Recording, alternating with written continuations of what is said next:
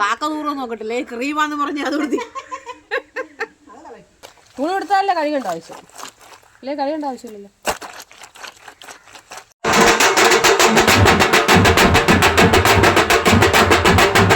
Hello, good morning. ഇന്ന് നിങ്ങളുടെ മുന്നിലെത്തുന്നത് എൻ്റെ ഒരു കുഞ്ഞു ഡേ ആണ്. വീഡിയോ കണ്ടു കഴിഞ്ഞിട്ട് നിങ്ങൾ തന്നെ തീരുമാനിച്ചോ ഇത് ഡേ ഇൻ മൈ ലൈഫാണോ അതോ വേറെന്തെങ്കിലും ആണോ എന്ന്. ചെയ്തൂട്ടി സ്ഥിരം എനിക്ക് തരാറുള്ള പണി ഒരു മാറ്റമില്ലാതെ ഇന്നും തന്നു. വെളുപ്പിന് 4 മണിക്ക് ഉണർന്നിരിപ്പുണ്ട്. ഈ പരിസരത്തുള്ള മിക്കവാറും കോഴികൾ വരെ ഉണരുന്നതിന് മുന്നേ ശീതു ഉണരും. ഉണർന്നാൽ പിന്നെ വീട്ടിലെ ആർക്കും അലാറത്തിന്റെ ആവശ്യമില്ല, അവൾ തന്നെ എല്ലാവരും വിളിച്ചുണർത്തിക്കോളും. കുറേ ദിവസങ്ങൾക്ക് ശേഷം മഹാബലി തമ്പുരാൻ ഇന്ന് സ്കൂളിലേക്ക് പോവുകയാണ്. ഇന്ന് മോനെ സ്കൂളിലാക്കിയിട്ട് ഞങ്ങൾ ഇന്ന് വിറകെടുക്കാൻ വേണ്ടിയിട്ട് റബ്ബർ തോട്ടത്തിലേക്ക് പോവാട്ടോ.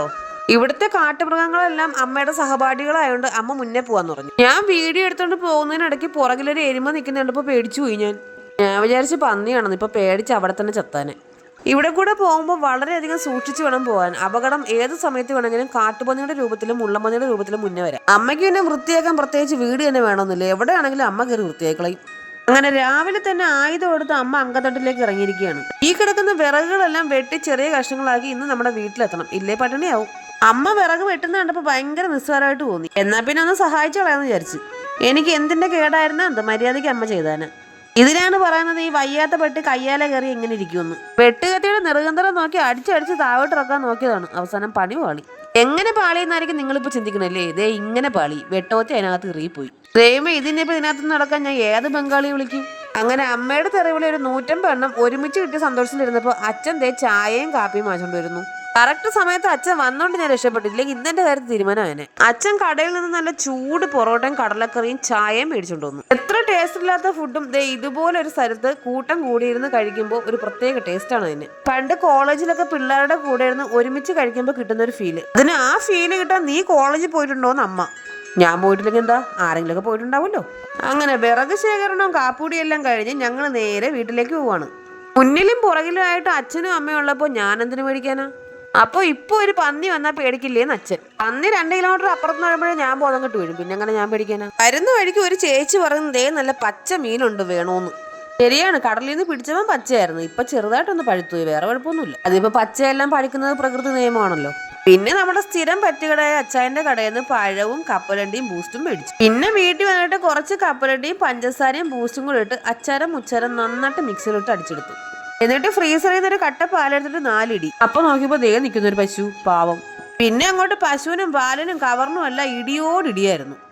ഈ ഷാർജയൊക്കെ ആദ്യമായിട്ട് കണ്ടുപിടിച്ച ആളെ സമ്മതിക്കണം. ഷാർജ എന്ന് പറയുമ്പോൾ ഫ്ലൈറ്റിൽ കയറി പോകുന്ന ഷാർജ അല്ല, വയറ്റിലേക്ക് പോണ ഷാർജ. ഇത്തരം കുൽസിത പ്രവൃത്തികൾ ദൈവം ആരും അനുകരിക്കാതിരിക്കുക. അനുകരിച്ച ഷാർജയെ കുളിക്കേണ്ടി വരും. അക്ക ദൂരം നോക്കട്ടില്ലേ ക്രീമാന്ന് പറഞ്ഞ് അത് കൊടുത്തി. അത് കഴിഞ്ഞ് എൻ്റെ സ്ഥിരം പരിപാടിയായ തുണി കഴുകൽ മാമാങ്കത്തിലേക്ക് പോയി. അലക്കാൻ എടുക്കുമ്പോൾ ഇതിന് മാത്രം തുണി ഈ വീട്ടിനകത്ത് എവിടെ നിന്ന് വരുന്നത് എനിക്കറിയാമില്ല. ഇനി നിങ്ങൾ കേൾക്കാൻ പോകുന്നതാണ് ഒരു സാധാരണ വീട്ടമ്മയുടെ രോദനം. എനിക്ക് യൂട്യൂബിൽ നിന്ന് പൈസ കിട്ടാൻ ഞാൻ ആദ്യം ഒരു വാഷിംഗ് മെഷീൻ വാങ്ങി.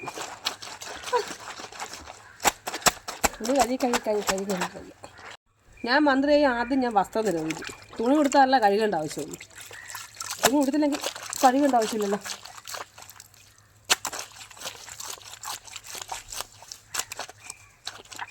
കൊടുക്കുക കഴുകുക, കൊടുക്കുക കഴുകുക.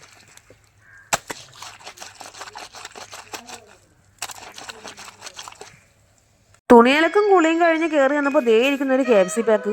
ഇതിനിടയ്ക്ക് അമ്മ KFC ഓർഡർ ചെയ്യുമെന്ന് വിചാരിച്ച് ആക്രാന്തപ്പെട്ട് തുറന്നപ്പോൾ ദേ അതിനകത്ത് ഉണക്കമീൻ സൂക്ഷിച്ചു നോക്കി അമ്മയ്ക്ക് വേറെ ഒരിടവും കണ്ടില്ല. എൻ്റെ KFC ഭഗവാനെ, നീ ഇതൊക്കെ കാണുന്നുണ്ടല്ലോ അല്ലേ? അങ്ങനെ വീട്ടിലെ ജോലിയൊക്കെ കഴിഞ്ഞ് അലക്കും കുളിയും ഒക്കെ കഴിഞ്ഞിട്ട് വൈകുന്നേരം ഞങ്ങൾ എല്ലാവരും കൂടെ ആയൂരുള്ള അമ്പലത്തിൽ പോവാന്ന് വിചാരിച്ചു, ഉത്സവം കാണാൻ.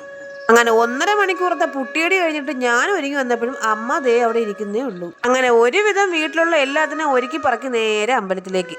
ഉത്സവം കാണാൻ കുഞ്ഞുങ്ങളെയും കൊണ്ടുപോകുന്നവരുടെ പ്രത്യേക ശ്രദ്ധയ്ക്ക് വണ്ടി കാശിന് ഒരു 100 രൂപ എവിടെയെങ്കിലും മാറ്റി വെച്ചോ തിരിച്ചു വരുമ്പോൾ കുത്തുവാള എടുക്കും. ഇവിടെ നോക്കിയാലും കളിപ്പാട്ടങ്ങൾ. ദൈവമേ, കുറച്ചു നേരത്തേക്ക് എനിക്ക് ചെവിയും കണ്ടൂടാ കണ്ണും കണ്ടൂടാ. കളിപ്പാട്ട കടകൾ കൂടുതലുള്ള സ്ഥലം എത്തുമ്പോൾ ഫോൺ എടുത്ത് ദേ ഇങ്ങനെ വീഡിയോ എടുത്തിട്ട് അതിൽ മാത്രം നോക്കി കിടക്കാൻ പറഞ്ഞാൽ കുറച്ചു നേരത്തേക്ക് രക്ഷപ്പെടാം. അടുത്ത പണി കിട്ടാൻ പോകുന്ന കെട്ടിയവന്മാർക്കാണ് ദേ ഇതുപോലത്തെ കമ്മലുകൾ എവിടെ നോക്കിയാലും കാണാം. വീട്ടിലെ അടുക്കളയിലെ ഫ്രൈ പാൻ മുതൽ ദോശക്കല്ല് വരെ കമ്മലിന്റെ രൂപമാറ്റം വരുത്തി വെച്ചിട്ടുണ്ട്.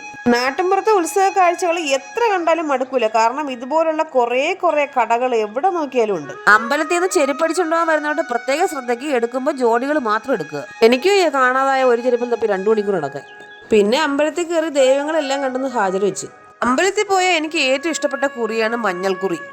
അങ്ങനെ നെറ്റിയിലെ കുറിയും തൊട്ട് അമ്പലത്തിലെ കാഴ്ചകളും കണ്ട് നടന്നപ്പോൾ നിൽക്കുന്ന നമ്മുടെ ആശാൻ. എനിക്ക് പിന്നെ പണ്ടേ ഭയങ്കര ധൈര്യം ആയതുകൊണ്ട് ആനയെ കണ്ടാൽ ഞാൻ അപ്പം മുങ്ങിക്കളയും. ഇനി അങ്ങോട്ട് കാണാൻ പോകുന്നത് മുഴുവൻ അമ്പലത്തിലെ ഉത്സവ കാഴ്ചകളാണ്.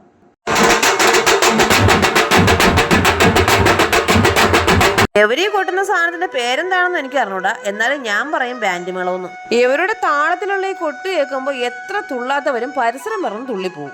മനസ്സൊരു 1000 വട്ടം തുള്ളാൻ പറഞ്ഞെങ്കിലും നാട്ടുകാരുടെ കൈക്ക് വെറുതെ പണിയുണ്ടാക്കാണ്ടോ വിചാരിച്ച് ഞാൻ മാറിയുന്നു. അപ്പൊ ഒരു ചേട്ടൻ അതിനിടയ്ക്ക് വന്ന് എഴയുന്നു, അല്ല തുള്ളുന്നു. ഇടയ്ക്കിടയ്ക്ക് ചേട്ടൻ ആ കൊട്ടുന്ന സാധനത്തിലെല്ലാം പിടിച്ചു നോക്കുന്നുണ്ട്. ഇനി എവര് പുള്ളിയുടെ കയ്യിൽ നിന്ന് അങ്ങനെ വാടകയ്ക്ക് എടുത്തായിരിക്കും ഇത്. പൊട്ടിപ്പോകുമെന്ന് വിചാരിച്ചിട്ടാണോ എന്തോ പതുക്കെ കൊട്ടാനും പറയുന്നുണ്ട്. മുല്ലപ്പൂ ഇല്ലാതെ ഞങ്ങൾ പെണ്ണുങ്ങൾക്ക് എന്ത് ഉത്സവം. പറയുന്നൊക്കെ കേട്ടാലായിരിക്കും പൈസ കൊടുത്ത് മേടിച്ചേണെന്ന്. അമ്മയ്ക്ക് എവിടെ നിന്നാ കിട്ടിയതാണ്. അങ്ങനെ മുല്ലപ്പൂവും തലയിൽ ചൂടിക്കൊണ്ട് നിന്നപ്പോൾ വരുന്ന വരി വരിയായിട്ട് കുറേ കലാരൂപങ്ങള്.